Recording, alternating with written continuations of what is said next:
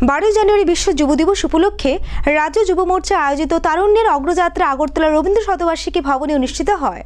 অনুষ্ঠানে উপস্থিত ছিলেন সাংসদ বিপ্লব কুমার দেব এবং সাংসদ রাজীব ভট্টাচার্য সহ অন্যান্য নেতৃবৃন্দ।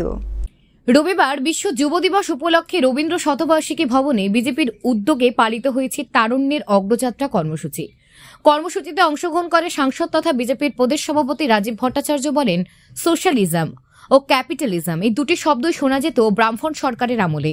বিজেপির নেতৃত্বাধীন সরকার ক্ষমতায় আসার পর ন্যাশনালিজম কার্যকর হয়েছে। তিনি বলেন, নরেন্দ্র মোদীর নেতৃত্বাধীন সরকার ক্ষমতায় আসার পর থেকে দেশবাসীকে জাতীয়তাবোধের উদ্বুদ্ধ করার কাজ শুরু হয়েছে। সারা দেশে শুরু হয়েছে তারুণ্যের অগ্রযাত্রা।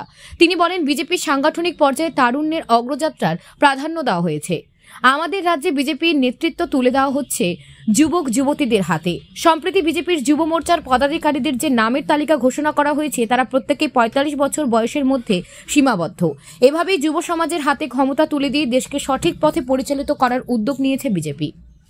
আমাদের বাইরে আসতে হবে, ন্যাশনালিজমের দিকে আমাদের যুবক যুবতীদেরকে অগ্রসর করতে হবে, সেই লক্ষ্যমাত্রা রেখে আমাদেরকে কাজ করতে হবে।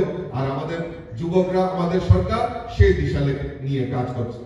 আজকে আমি দেখি বিভিন্ন জায়গায় যে আজকে বলছেন যে কর্মসংস্থান নেই, ত্রিপুরার যে সমস্ত কিছু চাকরি হচ্ছে না, অমুক হচ্ছে না, তমুক হচ্ছে না।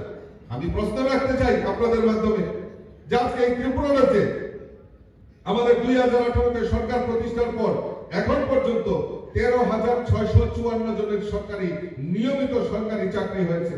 এছাড়া 12,419 জনের অনিয়মিত অর্থাৎ ক্যাজুয়াল হিসাবে সরকারি ভাবে তাদের চাকরি হয়েছে, কর্মসংস্থান হয়েছে।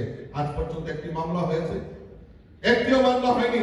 কারণ ওই ট্রান্সপারেন্ট রিক্রুটমেন্ট পলিসি তাকে 100% তাকে মান্যতা দিয়ে আমাদের সরকার সেই দিশা নিয়ে কাজ করছে। যুবকদের বলছি, এখনো হতাশ হওয়ার কোনো কারণে আগামী দিন অতি শীঘ্রই আমাদের সরকার আরো যুবকদের জব অর্থাৎ এই সরকারি কর্মচারী হোক, তাদের রোজগারের ক্ষেত্রেই হোক, আমাদের সরকার অগ্রণী ভূমিকা নিয়ে কাজ করবে বন্ধুগণ। সেই